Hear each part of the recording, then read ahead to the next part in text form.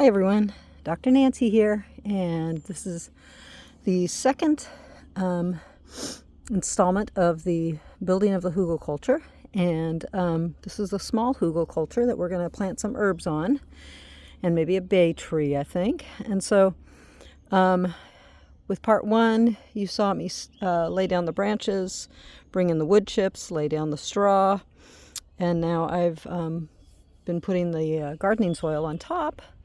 So far I've got about 5 of these kind of wheelbarrows. I've dumped that onto this little mound that I'm making. And I think I've probably got about 2 more, maybe 3 more to do to finish it. And then we'll put a path around it using straw and eventually wood chips that'll go on top of the straw. And then these are the herbs that will be going in there. We got a bay and salvia and hyssop and fennel and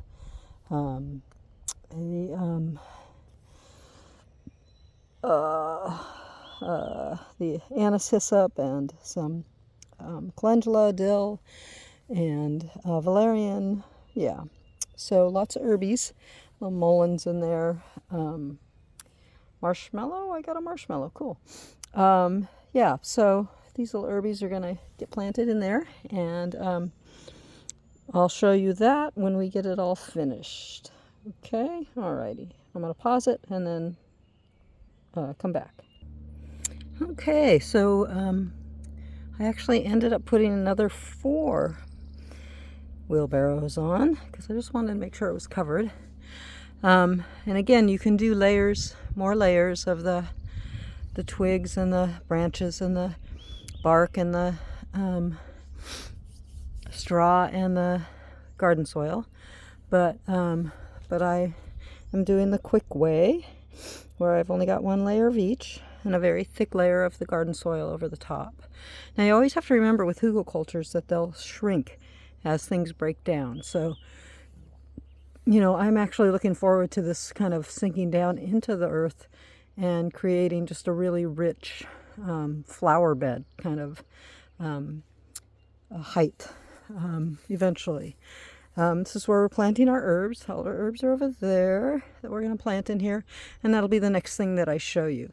Let's see, the other thing I wanted to mention was that I have been wetting it down between each addition to the pile. So every wheelbarrow of dirt or bark or straw, I did wet it down. I do have a pathway kind of started. I did green recently mowed grass over the top for the surface layer of this path. That should hold down the growth of the new grass. And then I've got straw over that.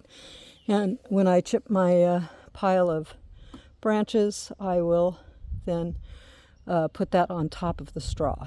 And I found over the years that makes a really nice path. And you just refresh it every 2 or 3 or 4 years with more straw and wood chips.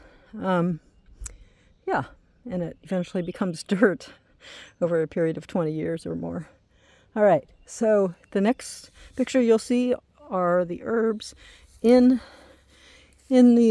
planted in the hugel, and this is the artistic portion, and you can overthink it. You can always move them around. My experience with herb gardens over the years is that you're always moving things around, finding the best space, or the herbs will move themselves as well. Okie doke. All right, I'm gonna get to planting.